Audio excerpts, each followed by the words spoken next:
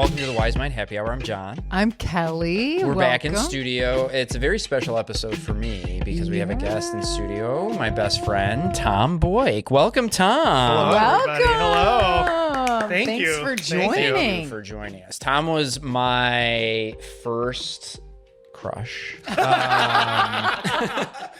No, Tom was my first friend I met at college, and is my best friend. Freshman year, we lived in the same dorm. And just to give some background, Tom was I grew up with friends that weren't very emotionally, I would say, available. Okay, sure. And so as a therapist and what I would consider somebody who likes to talk about their feelings, it was oh my God, this is what a male friendship should really be. And so a lot of people have friends from childhood that they stayed in touch with. I don't really have that as much because I don't feel like I built a really deep connection. But Tom was kind of the first guy that I did. I love it. That's so exciting. St. Norbert College, we have to thank for that. Oh, and amazing. Tom's parents for an raising emotionally intelligent man, Ed and Donna. Would you characterize yourself that way? Yeah. I mean, I'm a very sensitive person. Yeah. That's always been something for me. I saw John during orientation. You clocked him. Do you remember the story? From afar. From afar. Well, here's the thing. So it was very close. Much better. Because it's orientation. I don't know anybody. I'm from Illinois. I'm in northern Wisconsin. So I'm I'm super anxious about this whole experience. And so, you do the shower. So at St. Norbert, you had the shower and then a little changing space. And then you open up to the rest of the bathroom. Okay. It's community bathroom. It's community bathrooms, one but not communal home. showers. So you had your individual stall. So again, in my mind, I had mapped out orientation and that was a little bit of a hurdle. Yeah. To all right, you can do this. Yeah. Communal living. So I woke up early, set my alarm. I go take a shower. I change. I'm coming out of that changing space, and I come around the corner, and literally leaning up against the wall is John. Oh. And of course, what's your now? You're startled, John. and I'm oh great, Tom. Now this guy thinks you're a total loser. Now let's just clarify too. I'm not just waiting around for people to come out. No, he's just waiting for the shower. All of the showers are taken, so I'm standing there. It's not I'm just in the bathroom, yep, okay. I mean, he had already smelled my hair, which was I was well, maybe this is a Wisconsin thing. Waiting, and Tom just happens to okay, fine, whatever. I'm that's fine, Tom. There's thousands of people at St. Norbert. You'll never run into this guy. So freshman year, we're moving in, but I look just out in the hallway, and of course, John walks by. I'm oh my gosh, this guy. Okay, my sister calls. My sister went to St. Norbert. She goes, one of her best friends is a long story. Sorry. One of her best friends, the younger brother, also was a freshman. So she's hey, could you go find Corey Reno's room? And I was okay. So I take my phone. Again, this was wireless phones. Wait, Earl's. What was his name? Earl. Corey was his sister, I think. You're right. Yeah. Earl Reno. Earl Reno. So of course I knock on the door, and who answers the door but because Earl was my roommate. So I hand him. So Tom's running get rid of into this me. asshole. I keep on exactly. So I run it, and it's not him; it's his roommate. So I hand the phone, but I don't want to walk away. It's my wireless phone. This guy doesn't know where So I just stand there, and John. John's a quiet guy, and you're comfortable with a silence. And his quietness can be intimidating at times. And he's got a Janet Jackson poster, so I remember being big Janet Jackson fan, and he just looks at me. He's yeah. And that's my best friend. That's my best friend. I love That's it. the number one person So in the it was world. a slow build after that. Well, we haven't talked since. But No, I think it was pretty immediate after that. It was immediate after that. We went out that night. You went out that night? Yeah, because it was a bunch of freshmen. Yeah. And actually the party we went to got busted. I do remember that. There was a live this was epic because there was a live DJ at the house party we went to, and we were oh my God, every party here is going to be insane. Yeah. There was never a live DJ ever again. Our college we career. did think that was going to be the norm, though. Yeah, totally. This is going to be great. But anyway, anyway, the cops Diplo came next there, week. and we ended up running so that we didn't get a drinking ticket on our first night of college, which we didn't. Which is bonding. Absolutely. To run. But then from after the that, cops. it was We bonded over fresh new socks. We both like a new socks. Nice. Tom was. We'll get into this too, but Tom was like the TA of the Mac lab. Yeah. Like there was a special lab for all the education majors. And it had all Mac computers. And this is pre-Apple was cool again. So it was literally just us and the foreign exchange students. Yeah. Like, so like a kitty corner across the hall was the PC lab, and that was always packed. Mac lab was literally just us and then the foreign exchange. Because you were both Mac people. I was not. No, neither of us were Mac, but that was just where I was assigned. That's where he was assigned, and I was just going to hang out with him. Oh, so it would be us, and then like all these open computers. Oh, and so I kind of learned how to use Macs because I was like, I just want to hang out with Tom. I love that. So anyway, there's a lot of those types of stories. A lifetime of stories. I definitely had a friend where the first time I met her, she came to my dorm and was like, I guess friends with my roommate. And she was like super rude to me. And I was kind of like, you're in my dorm. Like, and now we're like friends. I went to her wedding. Like this girl, Monica, shout out to Monica Foote.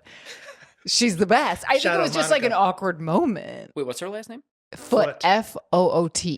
Really? Yeah. She's the best. I don't even know if I've ever shared that with her. She wasn't even rude, but I think it was sort of like they were doing their own thing. And I was like kind of trying to get in there. And then I was like, all right, geez, you're like in my dorm room. Right. And then like slowly over the year, like we became super close. Yeah. Well, I was probably anxious too. And mine was just coming across in a different way. Yeah, I was probably just not talking to anybody. I was just like sitting there and just like like just taking it all in. Right. So. But yeah, I mean, when we first started this pod, I knew right away Tommy was going to be like my friend that I wanted on first. Yeah, totally. Because you're in touch with your wise mind. I think so. I don't know.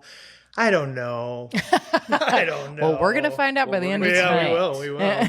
We're going to find out. But let's check in as we typically do. Yeah. First. You had some things to check in about. Yeah. Well, okay. So like a few like media things that I've come across. I mentioned this to you guys, but I didn't tell you what it is. The bean soup theory. I told Josh about this, which is like an online phenomenon. Bean soup. And this is going to be something people can relate to if they're a little like terminally online. Which is like the bean soup theory is like someone on Instagram or TikTok posts a video of even a video or like a carousel or whatever of a recipe for bean soup. And then the first comment is, well, I don't eat beans. And it's like, this is the internet now where it's like everybody thinks everything's for them. And if it isn't, they're like up in arms about it. Okay. Instead of just like, oh, well, then this isn't for me. Yeah. Isn't for you. Yes. Yeah. I just wonder what you guys think of it. I'm obsessed with it. So what is? Tell me. I don't understand. I guess.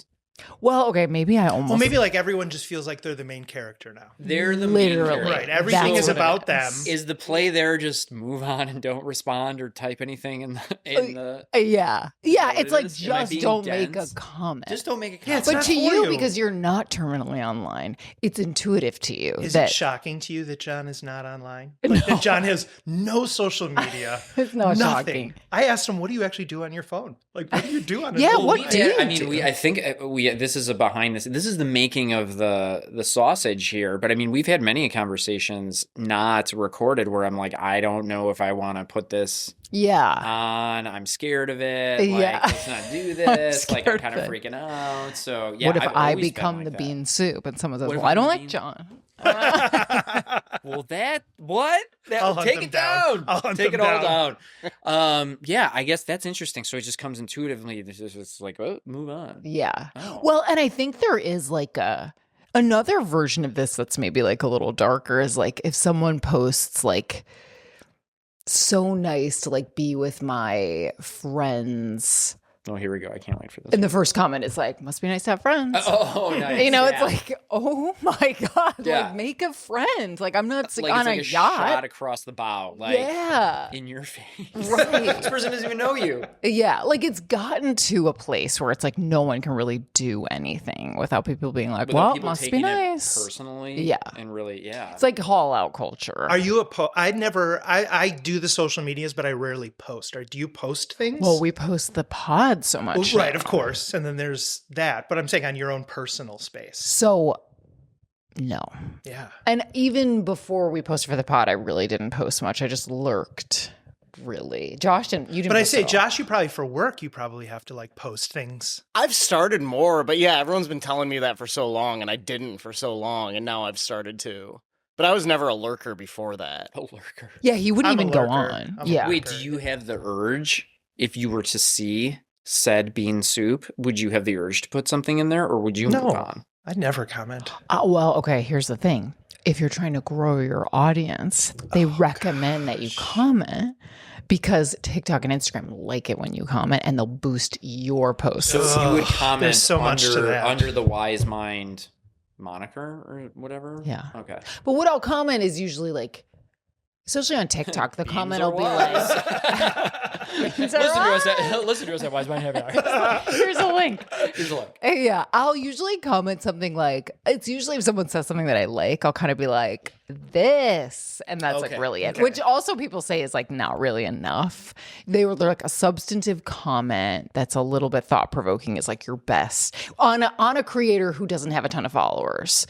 TikTok really likes when you do that and they'll like boost your stuff. And it does work. When I've done it, my videos get more views. See, and that's the thing. I just don't have the mental energy to want to process all this. No. Because like I'll make like a post because I'll do woodworking or something and I'll like make a post and I'll be like, who really even wants to see this? Like, am I just doing this to show off? And then like after about 2 minutes of looking at it, I just delete and move on. You do. You will. Oh, I never. Yeah, I write a lot of posts and then delete them. Wow. Like I don't even actually post them, but I just, because again, I don't know. They're in a Word you document feel, somewhere. yeah. Or like a notebook. It's better to, just not put them out there. Well, It's so interesting. I wonder, is that are people just so self-centered that that's what it is? Are people so lonely that that's how they're a way that they're somehow connecting? I think it's probably both. Mm-hmm. And it's like, not that it's one thing. The internet does like, it's like both the posting and the watching, like puts you in this weird relationship with yourself. Yeah. Where it's like every single thing I do is interesting to the whole world. You know, I do occasionally post and then I'm constantly looking. Yeah. Which to me is like, again, the main reason why I don't do it because that's not a great behavior. Totally. Being like, I need that fulfillment from those likes on Reddit. Like, are you kidding? I know. And then inevitably someone says something negative and then as a sensitive person, just really kind of rough, Totally. Yes. I posted something about a plant because my plant had flowered for the first time in years. It was a Sansevieria. So I posted something and some Canadian person insulted me. And I was like, seriously? What? What did they say? Well, I was asking about the seeds and they made like, oh, you should know better. Like this, you clearly need multiple plants flowering. And I'm like, well, yeah, I guess you're right. But you don't have to be mean about it. Yeah. I thought Canadians are supposed to be nice. It's like, this is something. Okay. Can we agree on that? Yeah. I don't know. Again, too sensitive. I'm too sensitive for social media. I know there are some people who it's like, if I get a negative comment, they're just like, whatever. And like, to me, I was like, okay, Josh, when we're promoting the pod, we'll just get in, get out, post and leave. But if you do that, the app doesn't like it. No, it you won't have to push your stuff out. Yeah. So it's like, they want you to be addicted.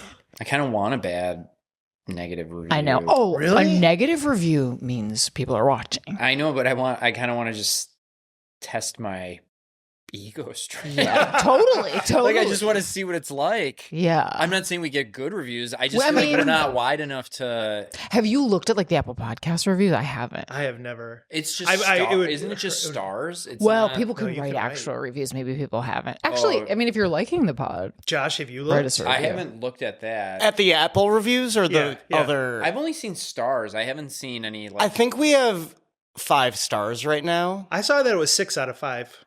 Yeah, you guys were above. Like they made a new category for this pod alone. Wow. Yeah, thank you, Apple. Thanks, Tim Cook. We are cooking. Big deal. What'd they say? Well, maybe there wasn't anything written. No, I didn't. I was just joking. I thought that. I'm like, he's seeming like. That's all right. We had Josh going. Well, the bean soup. So that's the bean soup theory. It's kind of funny. But I think it's only going to get worse. The whole idea of this bean soup thing, as a teacher of young children, it's like everything is about them. You'll say something in class and no, I was doing my work. It's like, hey, buddy, I wasn't necessarily talking about you. Oh. Like, don't bean soup this. Whoa. Don't bean soup this. And they're just gonna look at me like nuts. So wow. So like when you address the class, kids are not aware that like he's addressing a group that I'm part of, not the whole of. Yeah, they take everything like I'm directing every statement to them, all 28 of them or whatever. Interesting. And how old are the kids you teach? Oh, I do K5. K5. Okay. So all the little guys. Yeah. So we didn't really get into that, but Tom is an educator, a teacher. Wow. Amazing. Now you don't have a classroom anymore. You go No, to so I'm like right? my job title now is instructional technology coach, but it's more like all I do is integrate technology into the classroom. So like a teacher will come to me and say, hey, we're doing the Civil War and we need to work on map skills. What can you give me? And so then I'll kind of come up with an activity for them. I'll usually co-teach with them and then leave. So it's kind of like, I always say it's like being a grandparent because I don't grade them. I don't discipline them. It's awesome. That's incredible. But it's only maybe like, it's looking like next year will be my last year in this role. And I'll be switching to more of a traditional like STEM special, which means like kind of like a gym teacher, music teacher, but I'll be for technology now. Okay. And you've been teaching for over 20 years. 23 years, yeah. Wow. Yeah, 14 years in this role and then 9 years as a 7th grade social studies teacher. Whoa. Yeah. Okay. I love it. Okay, I want to hear more about that. Fire away. Now or? Well, let's wait till the main section. Okay. Main section. What's new with you? Bugonia. That's it. It's consuming me. Yeah, tell us. I was trying to think I was like, what did I do this past weekend? And I couldn't think of anything. And then I was like, oh, I watched that movie. Yeah. Begonia. You watched it alone or Sarah watched it with you? No, Sarah would never watch a movie like that. She wouldn't. Sarah does not like movies like that? No. Why not? She doesn't like thrillery? Way too intense. Okay. Too much violence. Yeah. Towards the end. Okay, yeah. Towards the end there's gruesome. Yeah, pretty bleak. Yeah. Yeah, just not her cup of tea at all. Okay. So I watched it and I forgot. I think you had mentioned you saw it. Did you see it in the theater? We saw it in theater like kind of right when it came out. Yeah. I remember seeing the preview when I went to a movie and I was like, oh, I definitely want to see that. And I kind of forgot about it. Yeah. I lost it. But so that's been kind of consuming me lately. So the idea is, kind of I don't know, what would you say? Like a very insular loner type who has a theory that aliens have infiltrated or are trying to infiltrate kind of humankind, the Earth. Mm-hmm. And he feels as though he has a way of detecting them. And who is that actor, by the way? Jesse Plemons. He's so great. He's great. Yeah. Right? And so he has narrowed it down that he knows that the head, like a C-level or president of a company, which I believe is like dealing with chemicals and maybe pharmaceuticals. Yeah. It's kind of like unclear. Yeah. Biotech type. Exactly. Would kind of be what it was. That the head of this organization is actually an alien. And so his theory is to kidnap her and have her communicate to the mothership. Yeah. So that he can, destroy it. And save humankind. And his mother. And save his mother. Yeah. Yes, who is kind part of a clinical trial. Yeah, kind of a clinical trial. Yeah. But, yeah, so we might be talking about some spoilers. So this is the moment. We're in spoiler country. So if you want to see Bugonia. Maybe turn off now. Yeah. And come back at minute. Well, we won't know the minute at the moment. But look at your time code. Our editor and chief of staff, Jish, will let you know. And the time code it will be. Jump ahead 6 minutes. There you go. 6 minutes. Yeah. Knowing us. But if you've already seen it, what's her name again, the actress? Emma Stone. Emma Stone is, and she's great, and she's like convincing and like, I'm not an alien. Yeah. And then she turns out to be an alien. Yeah, spoiler alert, crazy. She turns out to be an alien. Yeah. Did you guys like that reveal? I went back and forth the whole time because I wanted it to be true, and then I want not, like, throughout the movie, which to me is good writing. Like, that's a good movie, is you're on the edge of your seat and trying to figure out the ending. So when did you realize she was? I mean, right? I kept on literally louder and louder announcing to my wife, like, oh no, she's an alien. Oh no, she isn't an alien. And then right before. So I went back and forth the whole time. Like when she got out of the ambulance? When she was... I don't know if I remember it that closely. I know, because I just watched it. But like, how about when she was explaining to him and saying, go get the antifreeze, out of the back of the car. Like, she's still in the basement. She's still there. Are we believing she's not an alien then? Maybe you all haven't seen it. I didn't think she was going to be an alien. And I honestly didn't think it until when she's in the ambulance. Yeah. And then for some reason, she's like, I have to get out of here. I have to get out of the ambulance. I was like, something's not right here. Yeah. And that's where I was kind of like, oh my God, is she going to? Yeah. And then she ends up running back, getting the calculator, which ends up turning into be the thing that Like gets the her back to the mothership, which I thought was kind of funny in a weird way. Because she was like, well, it had to be something banal. Yeah. The calculator Totally. to like, kind of like fool him, Yeah. Well, and what's funny is like so much, it's such a heavy, like monologue-y movie. And like, I really found those so interesting. Like when he would talk about like his anti-capitalist views, I thought it was a really interesting vehicle for those ideas. Like I remember when he said the thing of like, she said something about like university research or something. He's like, oh, universities, like overpriced institutions that launder privilege. Right. And I was like, that's so what they are. Like, I was like, oh, wow. I think, and this guy who's like, not showering and like obviously has like barely a dime to his name, has actually in some ways like a pretty incisive view on some things, but then he's also like chemically castrating himself and the other guy. Which was like, like that blurred line between like sanity and insanity, and how like a capitalistic structure can make you like not trust your own voice and like insight and intuition. So like when she was an alien, part of me I could feel was like bummed. I was like, oh. Well, my reaction to it was a little bit like, oh, wait a second. Is the narrative here that like people who do buy into conspiracy theories now are like, well, see, like, he's right. Right. Like, we should feel bad. Like, yes, he was struggling, but he was right in the end. You know what I'm saying? Yeah. Like, it's almost like, and I kind of like the people who are believing these conspiracies and echo chambers and things like that. I don't know. Is it like telling you it's like, well, they might actually be right. So yeah, it was almost like maybe some. I don't know. Does that make sense? Yes, or no? Totally. You guys are looking at me like it's confusing. I think if someone took a superficial like lens, you might think that, but to me, it was like some kind of like validation of like someone getting to that place, because whether she's an alien or not, these like forces are affecting him and all of us. Yeah. Like capitalistic profit driven forces are like creating him and his suffering. I did think there was a vindication there for people like him.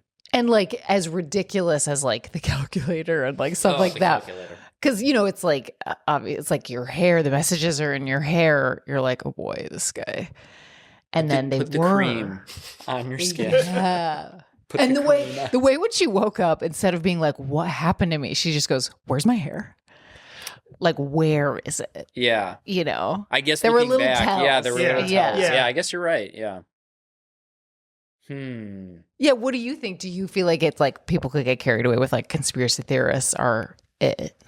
Oh, I don't know. I mean, when you said shallow interpretation, it's like, I guess. Yeah. I mean, do you feel like sometimes we overinterpret, interpret art for sure. in so many ways, where it's like, were they just trying to tell a very interesting thriller that keeps you like going back and forth? Could have been. Totally. Or was it validating all conspiracy theorists that live in their parents' in their cabins and their, where it's kind of like, see, we're right. Like, yeah. And then I got a little confused with, so like. I just had the image in my head of when he blows himself up and the head hits her. His head flies out and hits her onto the couch. Yeah, that character like really tugged at my heartstrings. The guy with the really thick hair. Which guy? The younger guy. His not Jesse Plemons. Yeah. Oh, yeah. Yes. Yeah. I thought, what an incredible actor. Right. And just like energy in the film. I liked him a lot. But like when you realize like she is an alien and she's come to Earth to try to like salvage, I almost couldn't make heads or tails of that. Like, what do I feel about that? Mm-hmm. Like, that's where when she turned out to be an alien, I was like, oh, now I'm a little more confused about this. Mm-hmm. At least my relationship It's to what it. I do like movies like that because you go back and you watch it the second time or third time and you start to see all the tells. Mm-hmm. Yeah, I should do that. That's actually a really good call. There's just too much media to consume. I know. I moved on to the next. To the bean soup lady. Yeah, exactly. I like the idea though of, I mean, it's dark, but like, well, we kind of had our shot. Yeah. And we just couldn't do it. You would so, like that. Josh liked that too. You know, Yeah. all the humans are dead now. So it's like, well, but the bees are still alive. Like, that's kind of hopeful. Yeah, that was. And how about the final shots? Yeah, of the people. They're just dead. There's just everyone dead. Yeah, she like pops the bubble Yep. and then like everybody's dead. Just at like a roller rink. And Yeah, like it's at like, a- man, we really gave them a lot of time here and they just Yeah. couldn't figure it out, which is kind of where the world's going. Totally. And I We think just that's can't. interesting. We just can't figure it out. Yeah. Like we can't get this not right, but we just can't get it done. Yeah. So I like that idea. Yeah. Which like that I See? like. But You then like it's like it. how was like her being like a corporate CEO helping? What do you mean helping? I mean, Like- she's got all this time on Earth. It's like vampires. They got all the time on Earth. They're going to Mm. eventually like become wealthy and powerful. Oh, yeah. Right. But then was she losing her mission to rehabilitate Earth? Or she got caught up in capitalism herself? Oh. Or she was Hadn't thought supposed to about be that. in that. That's what I couldn't understand. Like clearly she was Like, why was she put set. in that role? Right. Or did she just in wind up there? Or did she just wind up there? Yeah, I don't know. Like maybe a rewatch would make I feel like she did not wind up there. I think she was purposely placed in that role. yeah. You know, because she's like a biotech company. Yeah. You know, like she brings alien technology and alien knowledge. Yeah. Yeah. Why are aliens always in like goo too? Like when she gets back to the mothership, she like comes out of like goo. We have such a schema for aliens that we cannot know? get out of. Yeah, it's like Mm-hmm. gooey. Although the movie Arrival kind of got out of it a little. Arrival That was movie's so incredible. great, What yeah. a gut wrenching movie. I know. I don't think I've seen that. Oh, my John. God, Oh, John. John. It As is a parent, Whoa. as a life-changing, parent. that movie. Wait, life-changing. It's Arrival. Which one incredible. is that? Josh doesn't like it that much. You don't like it that much? No, I do like it a lot. I Did it don't make know you why. feel too many Wait. feelings? Which one is it? Who's Amy, in it? Is it Amy Adams? Amy Adams and then- Jeremy Renner. Yeah. This movie is life-changing. It's really good. It's really good. Arrival. Yeah. Oh, but I mean, John, Sarah might like it. Yeah. Because it really isn't, there's It's not like a gentle. ton. It is very gentle. Yeah. All right. It's beautiful. It's not gentle. Are there a lot of dark emotional. scenes? No, it's like Is there a lot it's of rain? Aliens. Is there a lot of rain? She doesn't like movies with a lot of rain. No, I just remember very vividly one time her like coming into the room as I'm watching a movie, and it just happened to be a scene where there was rain on, and she was like, "Tell me when it's over." And it was like she didn't even. What is Sarah's favorite movie? That's adorable. Like, what's her favorite genre? Probably like comedy rom-com, maybe Yeah. somewhere in that Love. range. I mean, think of movies that have the same feeling as like Gilmore Girls. yeah. Okay, cool. I love Yeah. stuff like that. Or The West Wing is probably as Well-written, intense. yeah. Yeah. Oh yeah. Yeah. I mean, well, she likes The Social Lots of Network, words. so she'll like Yeah. a drama, but definitely like an Aaron Sorkin There's a lot type of rain in thing. the Social Yeah. Network. I The know whole that's movie's dark. actually that is an intense movie. Great soundtrack. Yeah. Great soundtrack. What is that? Trent Reznor. Mm-hmm. Yeah. But anyway, Bugonia. Begonia, yeah. I mean, I think it's definitely something to watch for all of this type of kind of conversation. yeah, totally. And I think everybody was pretty like believable in that movie. Like I thought everybody did a really well. Like Yeah. not that there's that many characters, but I thought it was just really well acted. Yeah. Yeah. What'd you guys think of the scene with the cop coming over to the house? Interesting. That was interesting. Yeah. That seemed like I kind of figured that's what happened between them. Something like that. Like Yeah. overtures of some sort of like sexual Right. like Assault, trauma, assault. molestation. Yeah. Something like that. Yeah. And it was interesting considering like what role that had in the narrative. Like Right. maybe almost to your point, a little like all this trauma, all this suffering, all this like all these forces working against him, and he's still like Mm-hmm. found something pretty profound, like Yeah. unraveled this conspiracy. Yeah. But then the negative part of me was like, was that just kind of like a way to shoehorn to get the cop to his house?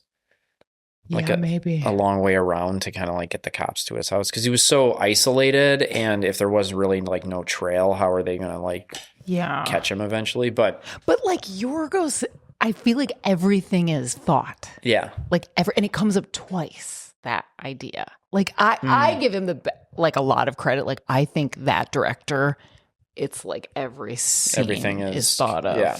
I'm sure it is. That was my initial reaction, but then as I'm thinking about the movie, I was like, well, what is it could like? Be a device, a setting thing. Yeah. But I wonder. Because he like pulls him over, and then that's the first meeting, right? And he's like, oh, I'll stop by. Yeah. And then I was kind of like, in retrospect, I was like, oh, was that kind of just like a thing where it was like to get him to the house? But anyway, that's me being nitpicky. Yeah. I enjoyed the movie. God, it was hard to watch too when she found that room in his basement. I know. Ooh. Yeah. That was like so much that was like to watch. Buffalo Bill, Hannibal Lecter stuff. See, but I think I like that in my entertainment experience. Yeah. You like what? I don't even Hannibal Lecter? Yeah. A little like body Well, I horror. don't really do a lot of rom-coms. Yeah. I don't do a lot of that stuff. I love the thriller. See, I'm like, I can enjoy all of it. So I'm so curious about that. Like, because I think you, Josh, like you'll watch some of the rom-com stuff with me, but it's not like your thing. Yeah, it's just being a good partner. I'm more of a Begonia. Yeah. I want to feel that.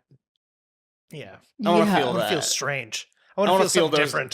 Those dismembered figures. Although that got under my skin in a way that I wasn't necessarily enjoying.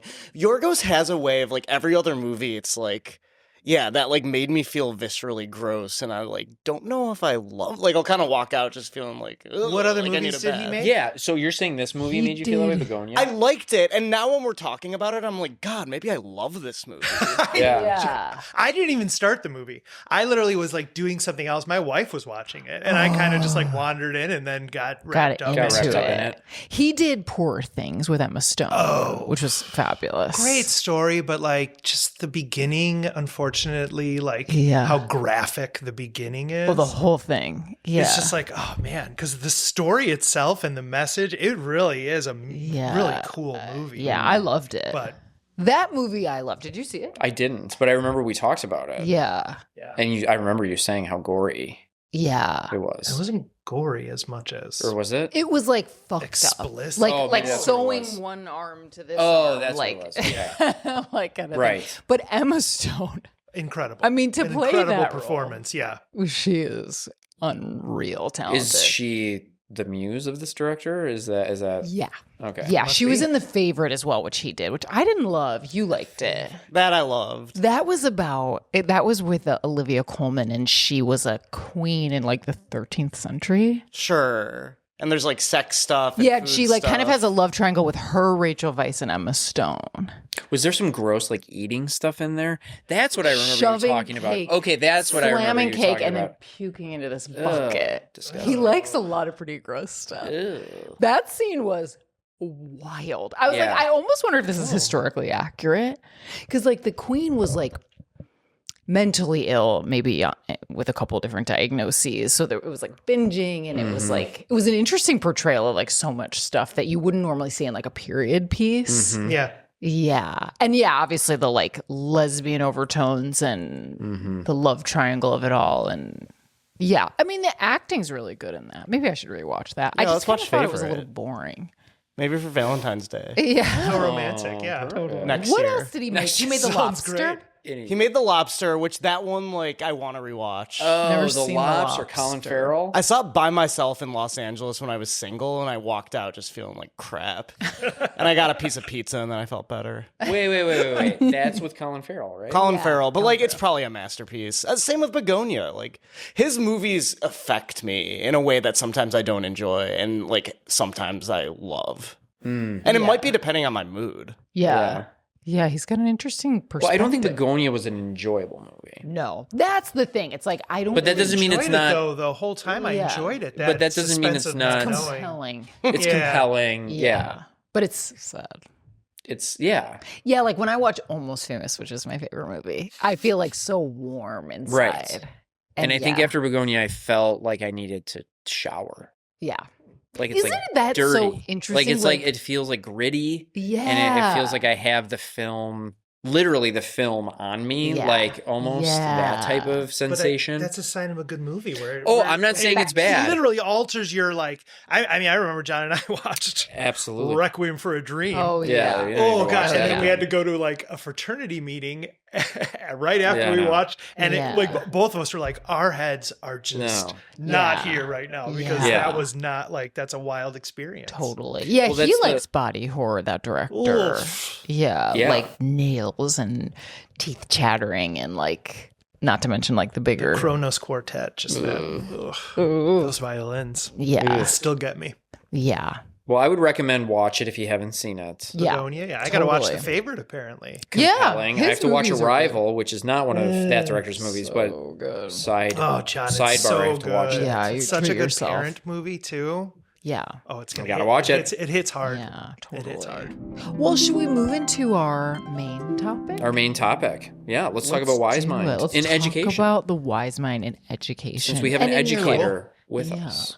What we often do is like, we'll talk in ways about like, how do we find our wise mind with like decision making, that like center, that knowing like part of you. So that idea, where does that come up for you as an educator? No, it just doesn't come up at all. Never. I really just. I mean, it comes up in all aspects, right? Yeah. And then when you think about, because you gotta manage your classroom.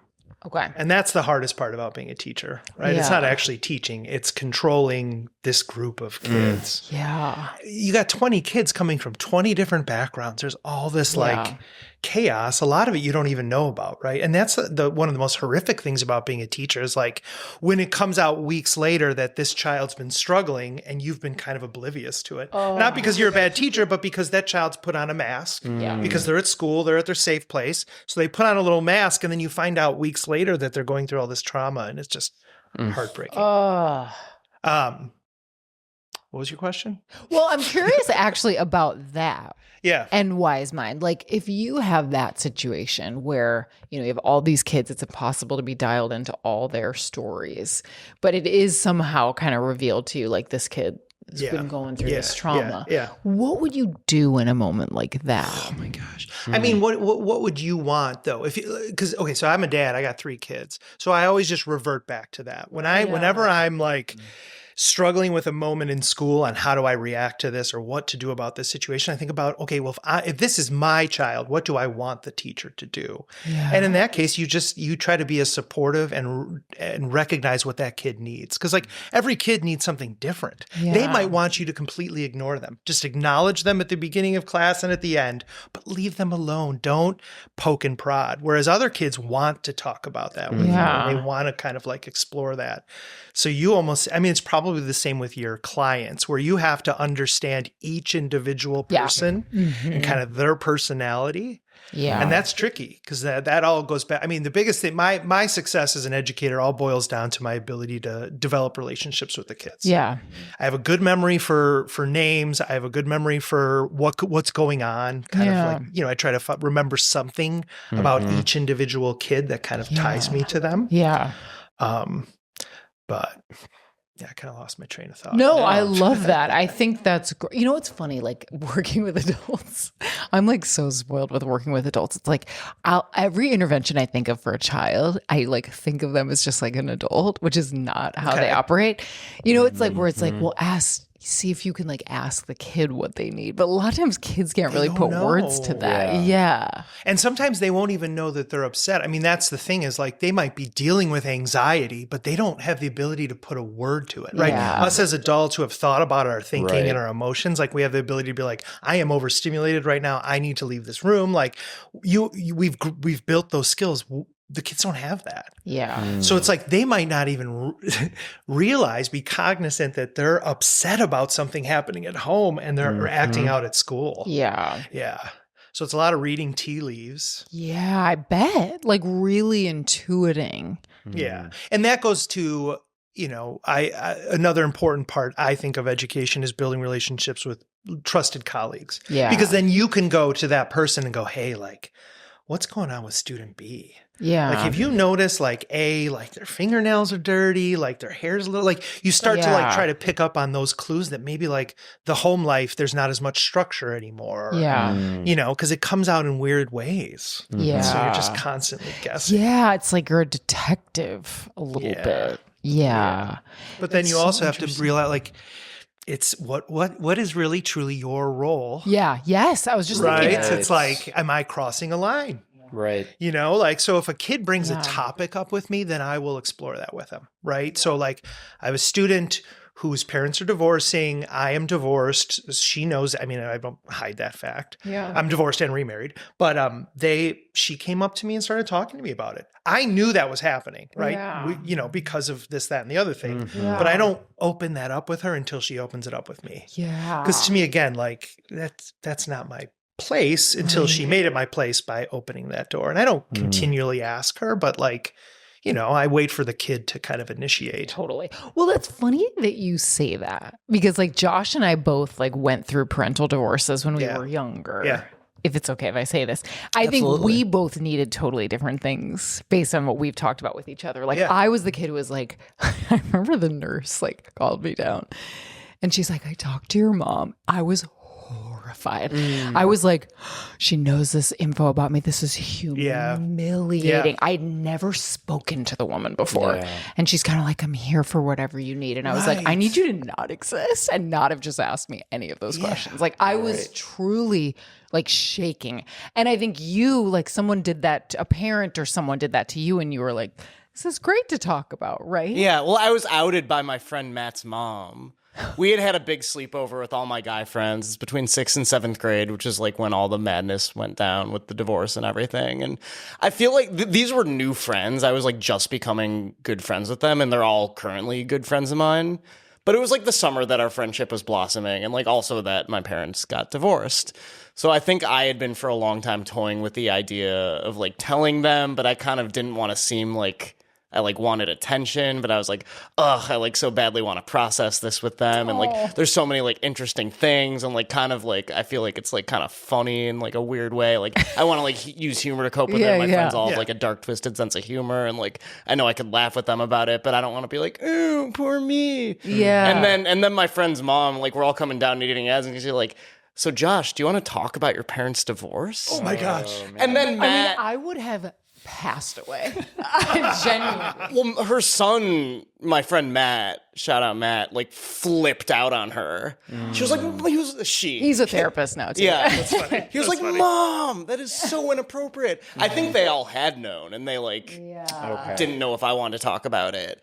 And then I was like, honestly, I've been like wanting to talk about this for so long. I just like kind of felt weirdly like self-important. Yeah, liberated you to actually process. And like, I don't know, it's like my mom's stuff. Like there's just a lot of like barriers, but it wasn't that I was, if anything, I felt way more comfortable talking about it. Yeah. And it's like you have to really sense the kid. Like someone probably would have needed to like be attuned to either of us and notice like, is this a talker? Is this someone a little more vulnerable? Like you brought up a good point because I've seen this happen where people like teachers will overstep. Because we are, you know, like teachers do know what's going on in the homes. Yeah. We do talk to each other about what's going on in our students' homes. And sometimes those, we're all, it's coming from the right place. Yeah, totally. But like your experience, I've seen happen many a time where it's God. like, okay, no, that kid does not want that from you. Right. Like you aren't their person. Like not every teacher is a kid's person, right? And not I'm not the person for every one of my students. Yeah. So again, you have to like understand your role. You have to be mindful of like who you are in that student's life. Totally. Because some of them, I am their favorite. Yeah. Some of them, I am not. Right. So if it's one of those kids that like don't look to me for that, like me intruding in their personal space, that would just be totally. It would throw them off. Do you think that that's just your being an intuitive person that you are, or has that come from experience of knowing when to kind of like that dance of like, oh, this might be overstepping? Like, do some educators just never get there? Oh yeah. I mean, and is that more of just a product of who you are as a person, or experience, or both? I think definitely experience for me, because I think when you're younger, you just have this kind of feeling like that's what you want, right? Like I've always wanted to be a teacher or a marine biologist, but I always wanted to be a teacher. So like you have those daydreams about having those moments with the kids, and this kid's going to come back in 20 years, and all Robin this kind Williams. of stuff. So you're like almost hunting them out, like, this is an opportunity for me to be like this kid.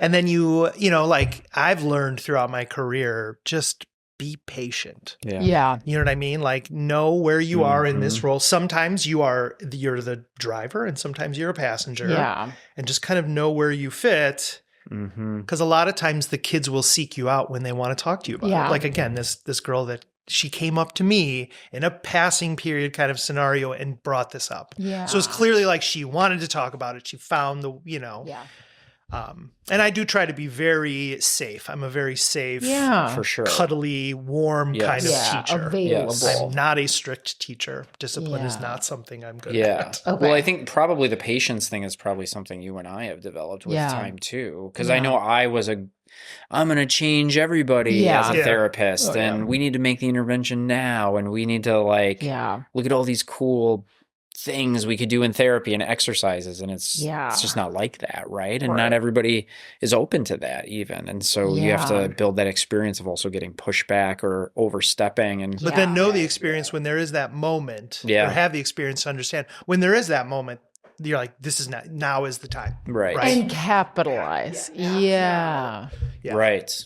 Well, because it's like, what's funny is like I'm a trauma therapist, and I'll even in an intake get a sense for some traumas, but that's way before even me as someone they're like an adult is paying for trauma therapy. I still at that moment don't feel like I have the right to be like, tell me about that trauma.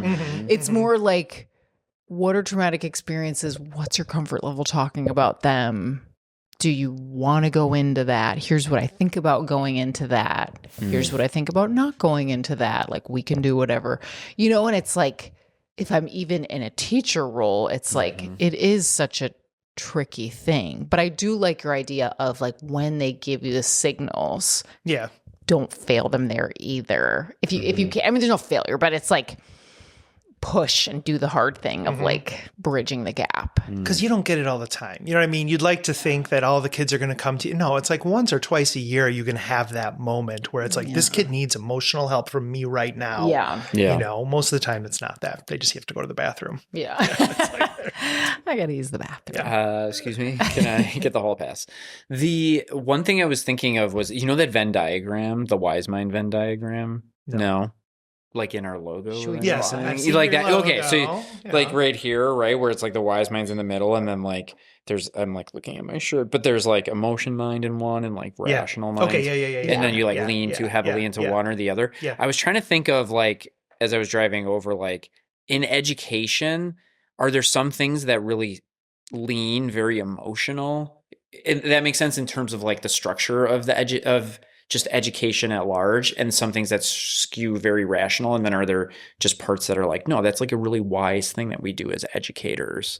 Does that make sense? Yeah. Well, I mean, when you look at the administration, so in my role has being kind of this weird role. I've had through 14 years, there have been parts where I've been a little bit more on the admin side as opposed to the classroom side or vice versa. Yeah. So there, when you sit in an admin level meeting, and these are all teachers who have moved up the ladder, they do tend to forget. They be very rational when it comes to financing. Oh, okay. Well, or downsizing. We have 4 sections of 3rd grade. Let's downsize that to 3. Blah. So you get a lot of rational decision making. And teachers, though, boots on the ground, teachers want not everything's not everything. A lot is emotion. It's emotion. Yeah. Well, yeah. What's the emotional cost of? Oh, there's 4 classrooms. The budget says 3 next year. Yeah. How many more kids in a classroom? Right, burnout. What's going to be lost? And I get along with my admin friends, but there are times where they tend to forget about that. Whereas it's okay, what is the cost? It's huge, going from a classroom of 19 to 26. Oh yeah, and it's just 7 kids, but that can really change the whole dynamic, and it's just a lot more bodies. Yeah, and inevitably, then your kids are going to kind of fall through the cracks. Yeah. Ugh. It's brutal. Yeah. It's tough. It's so and I mean, hard. You have right now is a tricky time for education, as many of us know. A lot at the federal level is impacting us in terms of monies. Right. Oh God, yeah. We're luckily, I'll say positive things about my district. They've been pretty good with their finances, so we don't have to lay off a bunch of people. But I know a lot of districts are firing all their assistant principals. Yeah. Or getting rid of all their reading specialists or that kind of stuff. Because Yeah, the specialized. Well, it's that's the hard thing. How does one find their wise mind as an educator in a country that's run by people that value education less and less? Yeah, that's the thing. The systemic, how do you find your wise mind in systems that are right? A lot of teachers, It's not especially aligned. now, like I hear them saying things like, I just close my door and teach. Because it's like if you get too wrapped up in, oh, well, they're going to downsize. Or like with me, you know, okay, now my position, I've been in the position for 14 years. Now I'm going to have to change. I'm going to have to go like, you know, so there is that like feeling of I'm just going to close the door and affect what I can affect in my classroom. Which I get. Yeah, I mean, I guess that's just more of like a response to trauma or a response to like difficulty. It's like, I can't deal with this right now. I can't, I mean, I'm the same way. There are times where it's like, I got to just turn off my phone. I gotta just, I can't deal with everything coming at me right now. Right. And then I'm sure there's other teachers who maybe like, I know I even have friends like this who maybe that are in the education space would maybe really spend a lot of time suffering about the administration. Yes. Yeah. There's a lot of people that it really does consume their work day, and then they talk about it with their significant other, and then they come the next day and it's just like they just have to just spew words all the time for them to process it. Yeah. But it really is. I mean, it's tough. I've been that person in a workplace where I'm like, I can't stop complaining about the corporate piece. Yeah. For sure. You're like almost living off like the fumes of just like. Yeah, you almost have to like learn, you know, whatever, the serenity prayer, right? There are things in education, in any job, I have no control over the fact that my job got switched, right? Right. I lobbied, I tried, it didn't work. So now I just kind of have to deal with it. But that doesn't feel great, right? The answer shouldn't be like, oh, I'm just going to have to deal with this now. And like, how much am I going to deal with before all I'm doing is just dealing with stuff? Right. Right? Like how much nonsense am I going to have to accept? Well, I can't really change anything about this, so I just have to accept it before you're like, well, I'm just rolling over in every situation. Yeah. Well, I mean, I always just appreciate you so much as a person, but also just as an educator, because I feel like you are trying to find that space when you work with people, the emotional, you're providing a safe space, but you're also then, because what we haven't talked about is you still have to deliver education to people, right? Because we started by talking about just managing the room, and there's so much that goes into that. But then there's also like, oh, I gotta still like teach them something. Make choices about what they're going to learn and prep for that. God. So I just have the highest respect because I feel like you're trying to do both, and even having two kids, and having dealt with, you know, a handful of teachers. Not like so many yet, but there are some that very much skew towards you just have to learn this. There's not a lot of emotional safety, and that has ripple effects, right? And certainly the classrooms where, from my experience, my kids feel safe is where there is both, where it's like there's an emotional space in here as well as maybe a little bit more of a reasonable, rational space. And it seems as though that's where my kids learn the best, which makes sense. I feel like that would be the wise mind, almost embodiment in the classroom. Not that it's always like that, but I just feel like if it's too, and then you have classrooms that are just way too chaotic. Too emotionally charged. Teachers, and then it's like all over the place. You have to adapt to your audience. So what I mean is like, I'm going to teach, let's say I'm going to teach third grade. I'm going to teach another so in my role, I'll end up teaching all the third grades the same set of lessons. Yeah.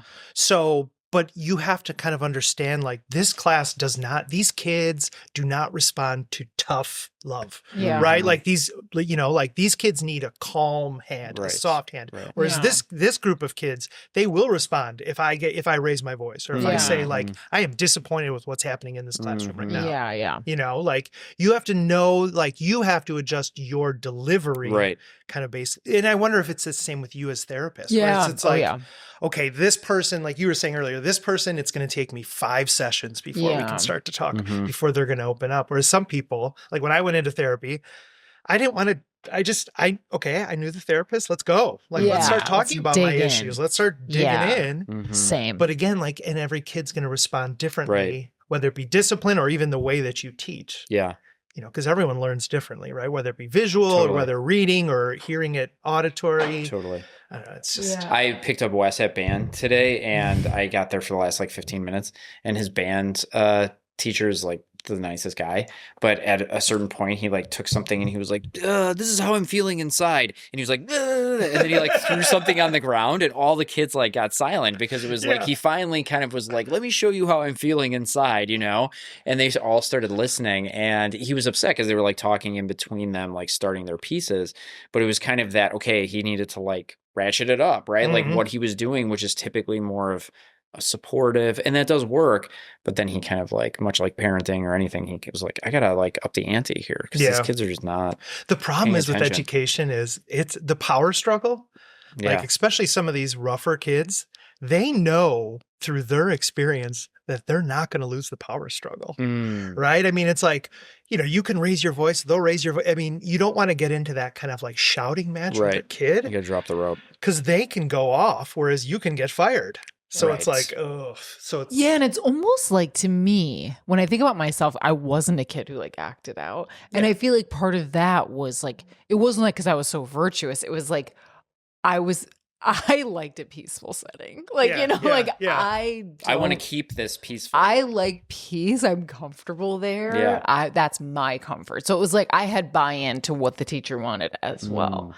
Like, I don't want everyone yelling in here. That sucks for me, you know? Like, so almost like, and you can't like cherry pick those kids, like, because there are kids that probably feel comfort in like resisting an energy of a teacher. It's like, this feels powerful, where else I feel disempowered, you know. And they'll just resist you just to resist you. Like there's nothing, like their action, what they're trying to achieve is just resistance. Right. So no matter what you say, they're going to just push back. Yeah. And there's some level where you got to roll with that resistance. You got to roll. Yes. Yeah. I feel like if I were ever an educator, I think depending on the context, a hard place for me to keep my wise mind would be if I had to like deal with parents a lot.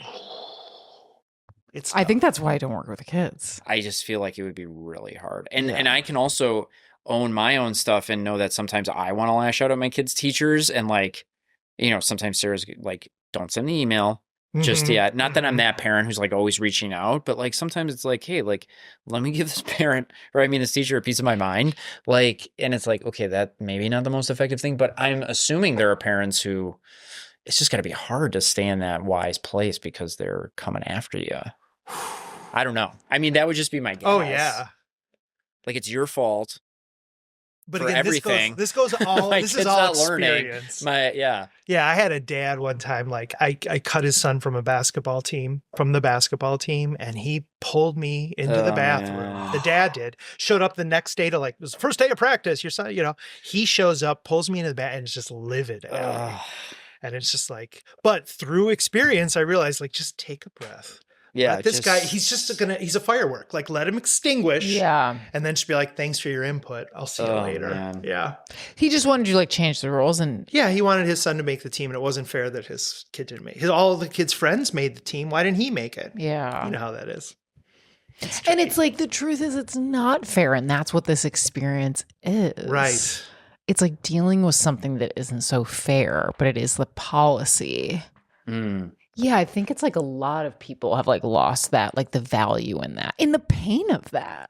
The suffering. Yeah, like to get cut from a team. That's so valuable for a kid to go through. I know it's so hard. Yep. Ooh, I got cut from track, which is a no-cut sport. I got cut from tennis. Oh, man. But I do think you're right. I mean, those are those, you know, if we talk about youth sports, there's a whole nother thing. But like sports are so nice because like education's the long run, right? It's like the effort the kids are putting in today, they might not cash in on that effort for 10, 15 years, right? Like you're going to learn to read, but you won't see the benefit of like being a good reader until you're an adult and in a job. Whereas it's like with sports, it's like pretty instantaneous. Yeah, where that's it's like true. You practice shooting, you're going to get better at shooting, but it also is like instantaneous with like losing or like not getting what you want. Yeah. I think it's so important for kids to have that experience. Yeah. Because I can't really facilitate that in the classroom. Like I'm not a huge teacher that like loves to call, like I never call on kids when they're like, you know the kids that want to talk. Right. And then, you know, the kids that they'd be horrified if they have to talk like, and you know, there's those teachers that just blindly call on kids.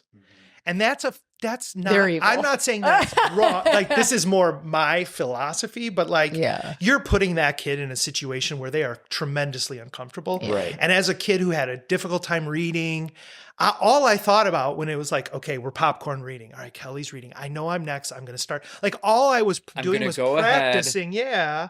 As opposed to listening to what you're reading. Make sure I don't mispronounce something and everybody's going to laugh at me. So I ended up missing out on what I was supposed to learn because I was anxious about the fact that I was going to have to talk soon. Yes. God, the blind call. The blind call, it's rough. The blind call out. When I was in college, I took a macroeconomics class with my brother, who was a year older than me, at the same school at WashU. Shout out. We were both, it was the only class we took together, and we sat together, and he was an engineering major, which they have big classes, and like you can easily kind of get lost in the, you know, and I was an English major, which like I had a classroom of like 2 kids, one of 4 kids. Like it was very. What school did you go to? Washington University in St. Louis. Oh. So. It's a really good school. Well, whatever. It's a smaller. Come on. We just went through the whole college search with my oldest one. Oh, yeah. Get on board with WashU. I loved it. It was wonderful. Okay. But so like I was used to that kind of program. That's crazy. So we're like together in one of the classes and the teacher asks something or maybe the teacher even said like, anyone have an issue with whatever I assigned or something? And I like raised my hand. My brother looks at me. He's like, put your hands down. He's like, never draw attention to us in class. And I was like, oh, I like literally talk in class all the time. I mean, I have a podcast now, so that makes sense. Not when you're with me. You don't. He literally was like, are you out of your mind? That's hilarious. I was like, well, I didn't know. I needed clarification. It was funny. It was like, just like not the vibe. As a teacher, whenever kids ask questions, it's such a relief. Because again, you know, with the bad reviews, you know someone at least is listening. Yes. If they're asking you a question, they're engaged. Oh. They're engaged. Yeah. Yes. Totally. It's not just like people with blank stares. Yeah. I was just thinking about sport. You had mentioned sports because, sports, I love the idea of like it's immediate and it kind of like gives them like an immediate moment to like figure it out and try to like deal with something that can be really emotionally taxing. I was thinking about that this morning because I remember I played tennis this morning and I remember how lonely. What? You played this morning? I played this morning. Oh, good for you, Butso. I love it. But shut up me. Humble brag. But I just remember how, because I wasn't good in high school and how lonely it felt because you're the only one out there. Like you're on a tennis team, but you're just with your own thoughts. Yeah. And when it's not going well, it is not going well. Yeah. And for me, I don't think I had the mental fortitude at that moment. Like there is a reason why people who do individual sports can kind of like show up in those moments consistently and like deal with loss. And I just don't think I had the mental strength, let alone definitely not the physical capabilities of it. But I would love for my kids, they're on teams and they're learning so much, but I would love for them to do like an individual sport as well to kind of feel that loneliness a little bit. I know that sounds callous, but like move through it. But just move through it on your own and be like, you know what? I have nobody to like blame. Yeah. Right. Like, and not that I want them to blame themselves, but I want them to be like, I'm responsible for this, you know, and it certainly taught me a lot just about like humility and like how to deal with adversity and like shit just doesn't go your way a lot. And so making a mistake in front of a group of people. Oh totally. my God. Failing, missing a shot, missing the game winning shot or whatever. Yeah. Totally. But I don't think, John, like even in high school, you probably didn't have the emotional like IQ to do that yet. You know what I mean? That was probably building that to where you're at today. Those experiences you had in high school were built. Because like I was on the golf team. I mean, gosh, that can be lonely too. The 5 hours, and again, when you're playing competitive golf, the other people aren't talking to you. Yeah. So now you're playing bad golf. These people aren't talking. It's just, and then they're watching your shots. Oh my and God, they're just staring at horrible. you. But in retrospect, I'm probably a whole lot emotionally stronger. Yeah. To endure that kind of stuff. Yeah. And it also teaches me the most important lesson in life is nobody's really paying attention to you anyway. Yeah. I'm like trying to teach this to my kids right now. They're teenagers, so they're like, hyper aware of everything around them. I'm like, guys, like no one cares. No one really cares. Yeah. Like they'll look at you when you walk by and they'll instantly forget you. Yeah. Like that's why I dress the way I dress and like I don't really care anymore. You're like, it's okay. It's fine. Yeah. Yeah, Just that's be who you want to be, because the real reality is most people aren't paying attention to you. Well, it's a good reminder for us when we have kids that, because sometimes we get lost in that maybe too. Yeah. What do you mean? Like people care about us, right? And you as a parent? Yeah, right? and then you remind them, and it's a good reminder for yourself to be like, yeah. Or your nobody's kid's paying freaking out attention at that much. you're freaking out at a restaurant. Right. And you're like, oh my God, everyone's looking at me. Everyone's paying attention to me. Oh my gosh. It's like, no. Most people who are parents are going, oh, thank God it's not me. Yeah. Like, I have empathy for you. It's not that I'm judging total you. empathy. That was like my worst fear, is like, I'm not going to take these kids on a plane when they were babies. I was like, I'm dreading this. Yeah. And now it's like, I have the utmost, I know people are like, oh, it's so annoying when babies are on the plane. And it is, but it's also like, I have so much compassion for those people because I've been there, and you know what that's like. It's not you don't know easy what traveling. they might be traveling not for fun. They might be traveling for another reason. Exactly. So don't be like, like this person like chose to have their baby on this plane. They ruined my bean soup flight. Yeah. They're ruining I don't have it. a kid, so I don't want to fly with a kid. Kids should have their own separate planes. Yeah. I was on a plane and I heard a baby crying. The kind of crying that What'd you was do immediately? Get this person off. Stewardess.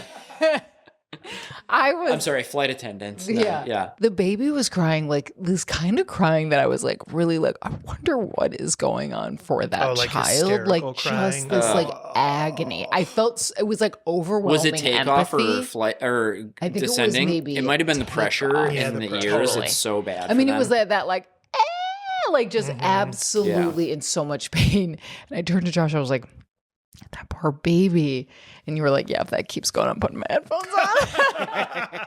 That's awesome. I was like, LOL. I was like, oh my God. I was like drowning in empathy, which is not even always what I do. But like that baby, because it was a little baby, just wailing. I was like, oh my God, the pain they must be in. And the way you were like, if that keeps going, I'm going to put my headphones on.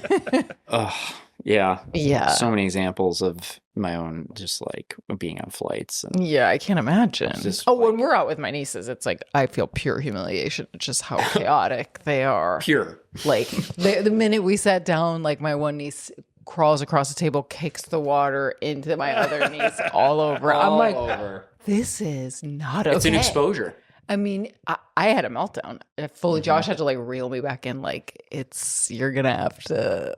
Yeah. I remember leaving a full cart at Target that was full of everything. I was like, I picked Wes up and I was like, I can't even make it through the. Yeah. Like, I can't make it through the checkout. He just had a like, tantrum. He was, it was just like melting down.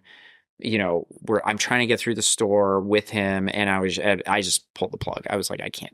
We're not doing this. Yeah. Right? Like I just felt like eyes on me, even though it was. I mean, it's like tons of kids are melting down in Target all the time. Yeah. But it's like when it's you and it's your kid, it's like I took it as like so embarrassing. My God. Yeah. What are these people thinking of me? Yeah. One of my nieces was having a meltdown and she was like on the other side of Josh and she was like really angry. And I saw her like raise her fist to Josh. She was going to hit Josh? And then she just like put her arm down. He didn't even do anything. She just wanted to like. Would have been funny if she was like, she's like, and then I was no, calm down, arm. Like basically that's what she did. She like quietly lowered. Good regulation there. Yeah, right. Yeah, she's like, it's okay. We'll deal that's with a growth it later. moment. We'll deal with it later. I wonder too. We've seen in our experience a lot of educators dealing with, as everybody does, mental health struggles. Yeah, I think especially like burnout, anxiety. Just overall systemic issues that are going on, specifically probably more with CPS because we work in Chicago, but I know that you were a hobby enthusiast. So I'm just wondering what keeps you maybe crispy but not burnt out, or is there anything that you find that keeps you in more of a headspace that would be nuggets for maybe educators out there, especially maybe new ones in the field? Or no, first of all, no email like needs to be answered. Yeah. Like after work, your boss like sends you an email at like 5:00. It can wait until the next day. Like it really, this is something everyone needs to know. It's just some like work-life balance. Like, are you working to live or you living to work kind of stuff? But like, you don't like you, again, we all kind of feel this like heliocentric, like I'm so important, you know, like I remember one time I was in charge of the report card and the report card didn't work for the whole school district. And I was like losing sleep. Oh man. And then I had to go in front of the whole staff and be like, hey, it's not working. Yeah. And I was like stressed out, and like 80% of them weren't listening. And the 20% that were like, okay, fine. And I remember being like, wait, that's it? Like, that was, I thought you'd all like lynch me. You know what I mean? Like, I thought that was it. No. It'd be like pitchforks. And that just kind of reiterates the fact that like, you're not as important as you think you are. Yeah. Like, I am just a cog in the wheel of my building, right? Yeah. Like, and if I leave, that's still going to keep rolling without me. Right. So like whether or not I respond to that email, like the 3 emails I get from parents or no, it's just not important. You got to find that work-life balance of just turning it off, because the reality is being at home with your kids and your family or whatever you're choosing to do at that time after work is really what refills your bucket after you dump it out at work. So I mean, hobby-wise, you know me, I'm an endless hobby kind of guy. Yeah, what are some of your hobbies? Wait, what is not? I think it'd be a shorter list for what is not. So like I found that I have to be real restrictive. So I'm a collector. So like I collect cards, but I only collect football cards and old baseball cards, like 1930s, 1920s kind of stuff, 1800s. Because again, I could just go nuts. Yeah. So like I collect rocks, but I only collect like jasper, agate, and fossils. I don't allow myself any other. But Tom also finds the fossils. Oh yeah. He goes and looks for them. Yeah. Where are you finding fossils? So down in Texas by my in-laws' house, there is a public dinosaur fossil park. And I shouldn't tell people about this, but literally they were dredging it in the 1950s. And while they were dredging it, just like, you don't have to dig. You walk along the river and there's just dinosaur bones. And like, so for example, this tattoo, this is good radio. That's actually a jaw piece that I found. So it's like maybe about, I don't know, 5 inches by 4 inches, but it's a jaw piece with two teeth of a mosasaur. Yeah.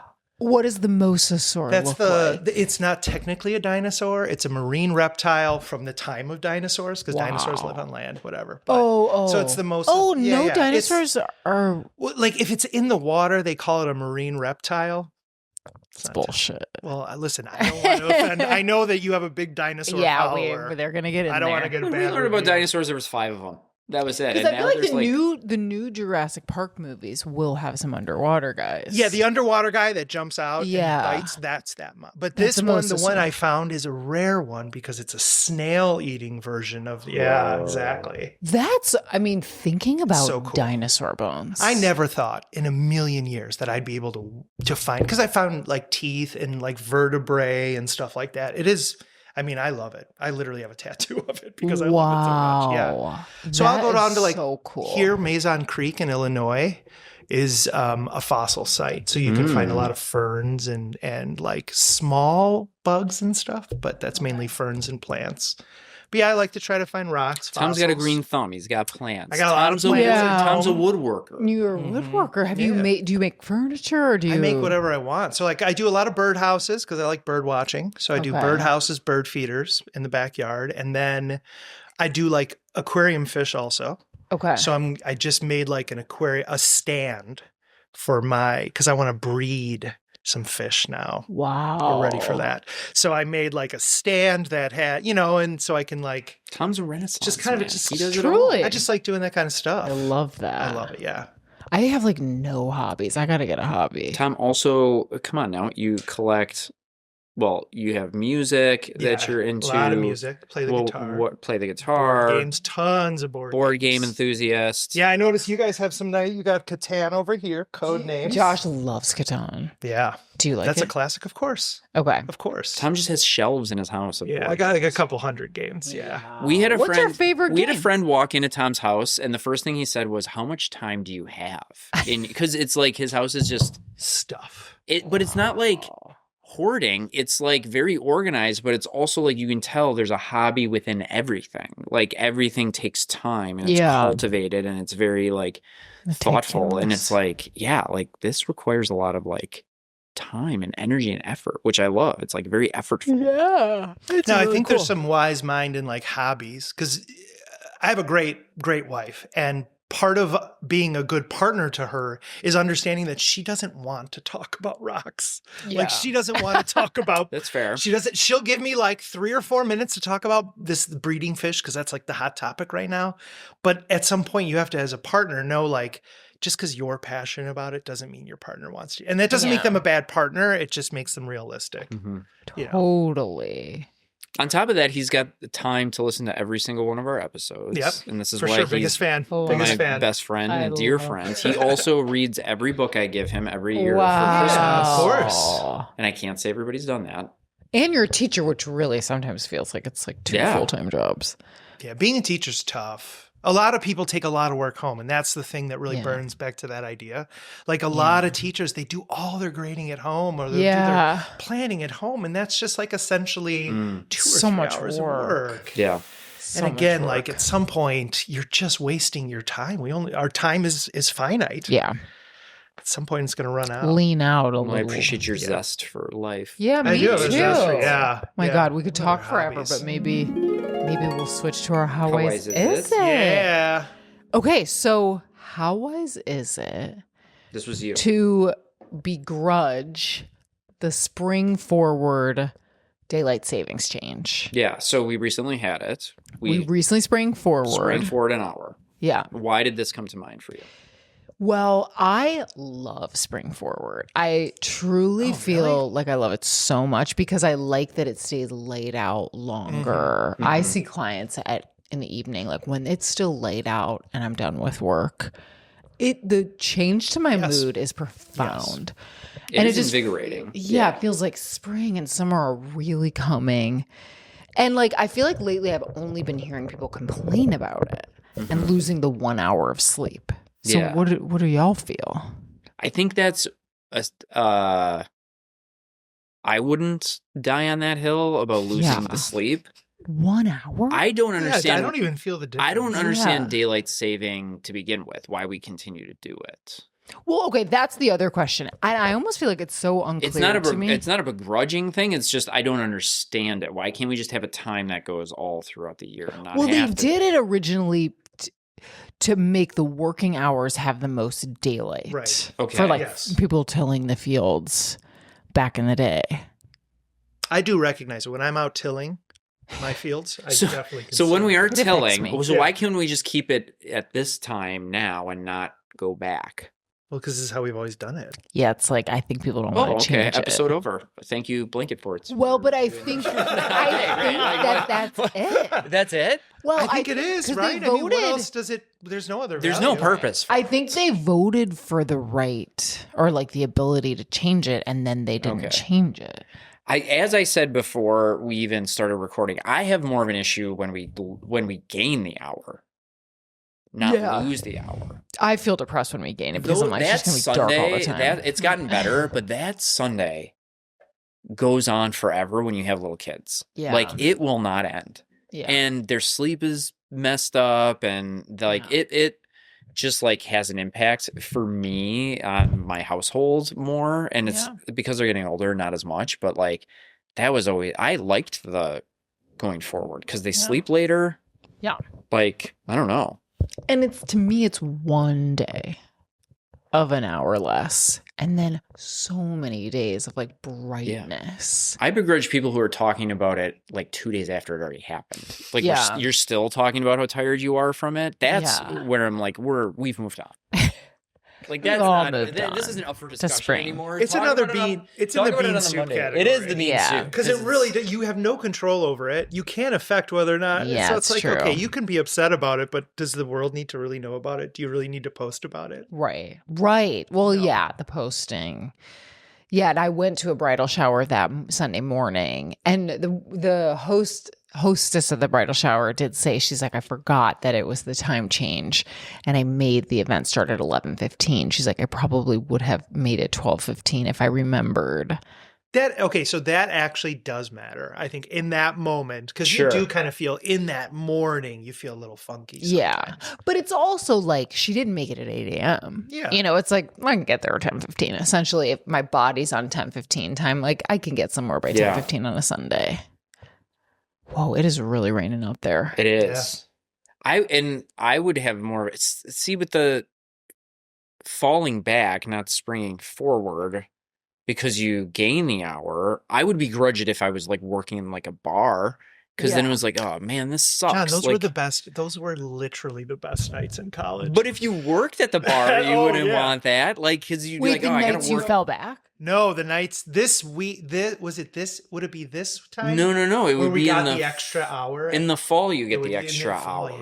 So instead of the bars closing at 2, like they normally do, closing at 3. I mean, they still close at 2, but it's like they're closing at 3. So you got like 1 extra hour, like at the bar. That's fun. So I'd be really upset if I was like, if it affected like a work shift. Yeah, but then if you were partying, you'd be like, maybe I just begrudge the fall behind. I don't care about the spring forward. Yeah, that's exactly how I feel.